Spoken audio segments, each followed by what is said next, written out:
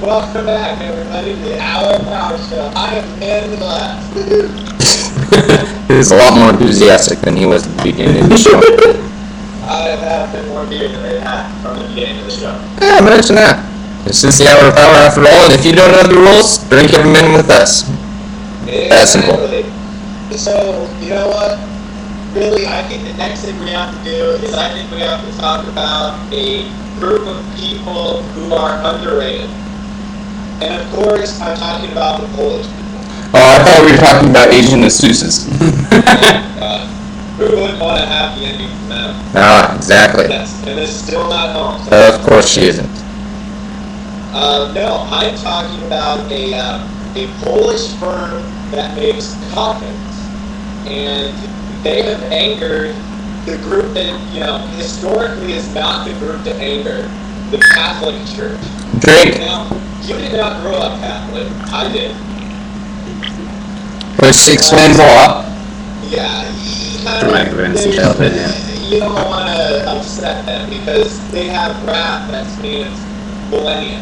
Well, I was talking about your oral fixation, but nonetheless, keep on. Well, yeah, of course, I got that from my Monsignor, but that was normal. So they're trying. This Polish firm makes coffins, and they were trying to drum up some business by having a calendar depicting topless models posing next to their caskets. So just to describe Polish. the images, it's from the 2013 calendar. Describe the image. One model where you only a skimpy thong with a snake draped around her neck, reclining on a coffin. There's another woman with a crimson corset depicting pulling out the heart of a man lying in a casket. So, it's the marketing people, the people we went to school with, the business people who are coming up with these ideas, and they, for some reason, don't see anything wrong with them. And that is, I think, what disturbs me most. They're Polish though. Was that the Swedish that was, no, it was the Danish, that's what it was. When Canada goes on strike on South Park and the Swedish come in and fill their spots in America.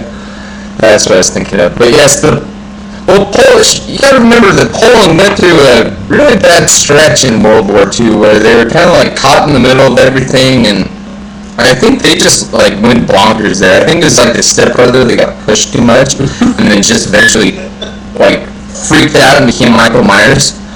I think Poland's been living in that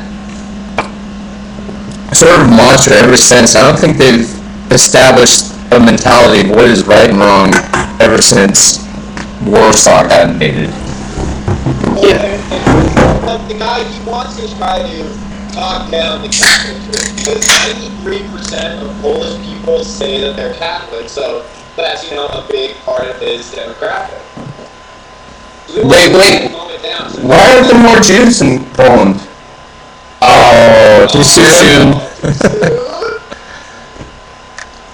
He says that he wanted to show that a coffin is not a religious symbol, it is a product.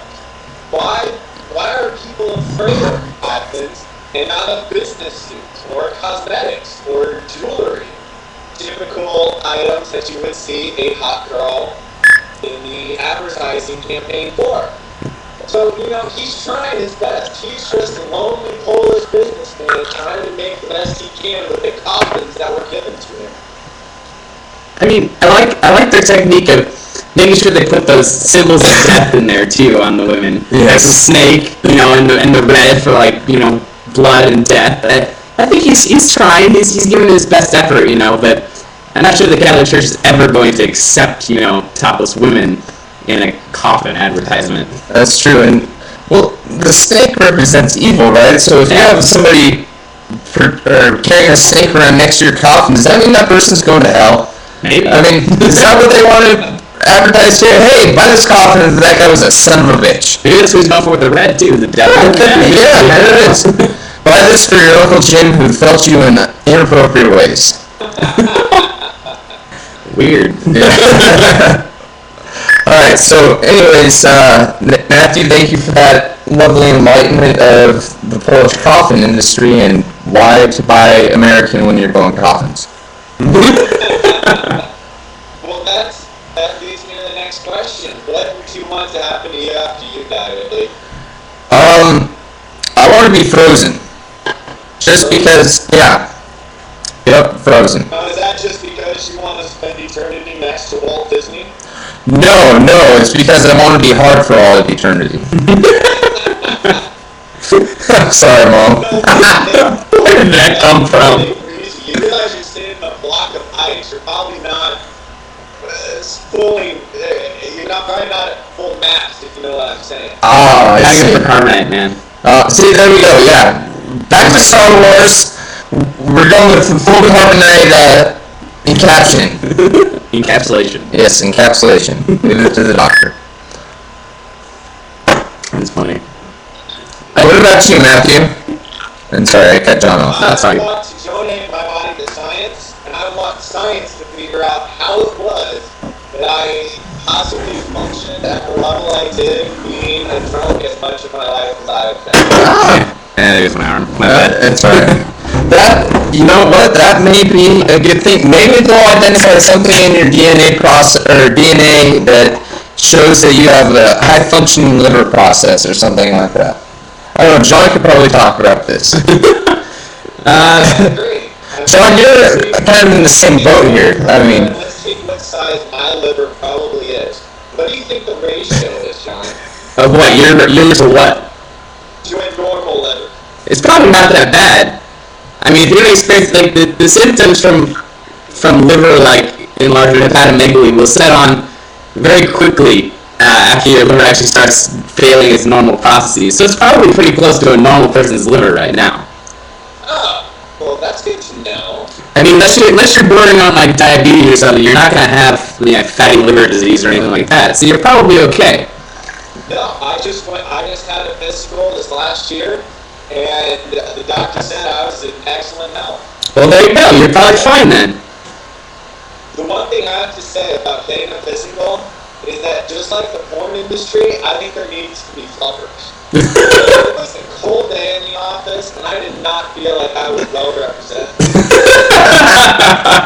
Fair enough. I really doubt that's what they're looking for at all. But Actually, it was a lot of fun because she had a med student in there too, and she kept asking me, "Do you mind if the med student joins in?" And I was like, "Ah, sounds good to me."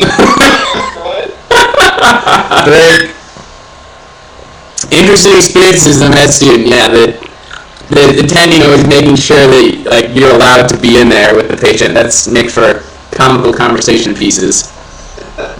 Well, I figured that a med student is the next generation of people who are going to be saving my life.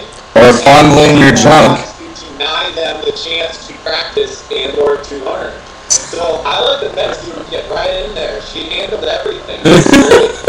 Which segue, I guess, is why when I die, I would like to donate my body to science and to be dissected, because that's what I am doing right now in med school is dissecting somebody's body, and it's an invaluable thing for me because I wouldn't be able to do my job without this body, because you never learn anatomy unless you are actually physically dissecting yourself. So, I think. Exactly, I totally agree with that. I think that you have to have that kind of that experience and that ability to have done something like that, and I think that's great. I mean, that's why I want to donate my body as well, because from what I've seen, the med students actually take those bodies with such regard and such Drink, by the way.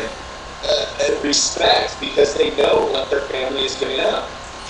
Yeah, no, we definitely understand. There's a lot of respect given the cadavers. Like, there's not